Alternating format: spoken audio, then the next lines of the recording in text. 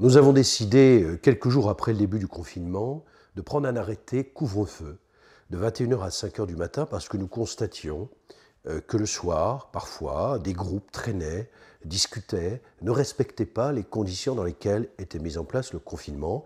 Et il est clair que c'est plus difficile de contrôler dans ces périodes nocturnes, avec moins d'effectifs présents sur le terrain en termes de police municipale ou nationale.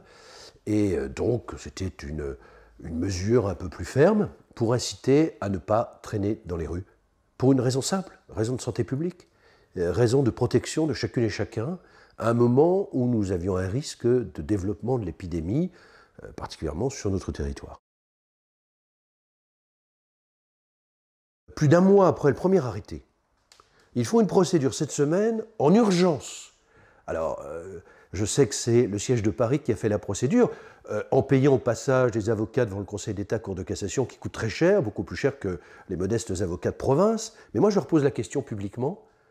Je vous mets au défi, mesdames et messieurs de la Ligue des droits de l'homme, de dire publiquement pourquoi vous avez fait la procédure cette semaine alors que l'urgence est dépassée depuis longtemps. Parce que s'il y avait urgence, il fallait intervenir tout de suite, dès le premier arrêté, au mois de mars. Or, c'est cette semaine. On nous explique aussi qu'il n'y avait pas de pic épidémique dans le Choletais au moment où nous avons pris les arrêtés. Mais il faut être profondément débile pour écrire des choses comme ça. Je le dis publiquement. Parce que si justement nous n'avons pas eu de pic épidémique, c'est parce qu'il y a des élus qui ont eu l'intelligence de prendre des mesures fermes pour combattre l'arrivée de l'épidémie. Grâce évidemment au soutien de tous les personnels soignants notamment, mais si nous n'avions pas pris ces mesures, peut-être que nous aurions eu le pic épidémique. Ça signifie, quand on lit entre les lignes, qu'il aurait fallu qu'on ait un pic épidémique pour prendre de telles décisions. Eh bien oui, la collectivité choletaise aurait été en retard comme l'État. Alors il y a deux raisons pour lesquelles nous avons pris un arrêté avec des horaires différents. D'abord, nous reprenons un arrêté. Moi, je lis la décision de justice, on me dit l'arrêté de 21h à 5h du matin, on le suspend. Très bien. Moi, je prends un arrêté de 22h à 5h, qui en plus était prévu. J'explique pourquoi, parce que nous avons eu un certain nombre de remontées d'établissements qui font de la restauration et qui reprennent un minimum d'activité, vraiment minimum.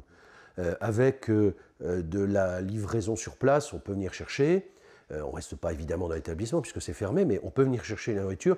Et des restaurateurs m'ont fait la remarque que 21h, c'était un peu court pour certaines personnes qui souhaitaient le soir aller acheter un dîner dans ces établissements.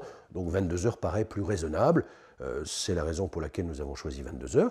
Et ensuite, moi je reprends un arrêté parce que je continuerai à avoir la seule volonté de me battre pour protéger mes concitoyens choletais.